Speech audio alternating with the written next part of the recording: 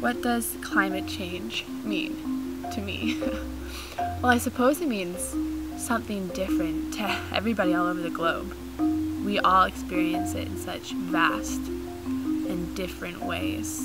I think climate change is kind of the intersection of all the major issues we have going on. Climate change is one of the biggest challenges that humanity has to face. To me, climate change is like the tip of the iceberg, which is melting. Climate change is definitely one of the biggest problems of our time. There are people now who are on the front lines experiencing it, who live every day with a very real threat that their lands are disappearing, that their rights are being violated. The social issues, the economic issues, the environmental issues, and I think it's going to exacerbate, if I pronounced correctly. It can be overwhelming because it seems like our fault as humans, I think. But I also see a great potential. I see it as a wake-up call, as a way for us to actually sit down and not just trying to come up with all the great answers, but actually also beginning to ask all the right questions.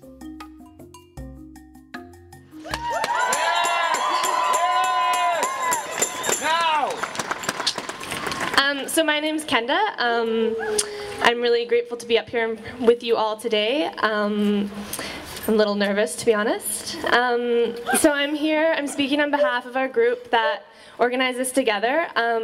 We called ourselves the People's Spark, Igniting Climate Action at COP21. That we just really want our leaders to listen to us when we say that we really need change, and it really needs to happen now before it's too late.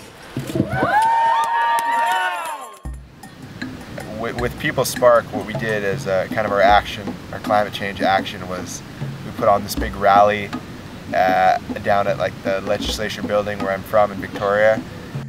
We solidified into this group of 11 students, and our collective age was, I think, 18 years old. And we met 2 times a week, and we planned the People's Spark, Igniting Climate Action at COP21. And we got a big group of about 700 people out to the rally, and just made a bunch of artwork for the rally that we did. It took us months leading up to it, but basically we did these kind of community building activities where we invite everybody from the university and the community to come out and like build a flame, a cardboard flame, and paint it with your message for your climate change solution.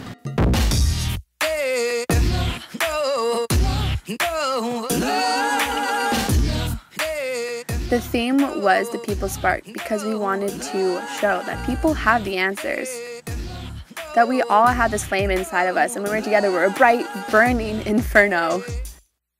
We need to acknowledge that this movement might have been created before COP21, but it does not end here.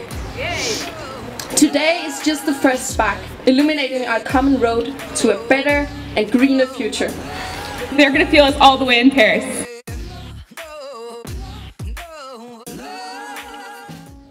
So I think what was so magical to me about People's Spark was that it was a hopeful event, and it brought people together, and it brought people from all different ages and backgrounds together to claim kind of solidarity with each other and community with each other. It was just about like getting together, getting organized, and trying to create a social momentum to call for climate action. It's more than just the governments and the people they invite to the Conference of the Parties in Paris that have a role in this. I mean, we all share this space. Every effort, no matter how small, is part of this giant constellation of people who are fighting to make a difference. And I learned that it's not my individual responsibility to fix things. What really matters is political action. What really matters is to go together. Being part of a collective action, the most exciting part was having the other people standing with you. It's just really empowering and uplifting to realize that we were significant and that we weren't voiceless in this problem, and that our voice is much stronger when we come together. Figure out what you want to change and let people know. That's what we need right now in this world. People who dare to love each other, talk to each other, and do something together, something bigger.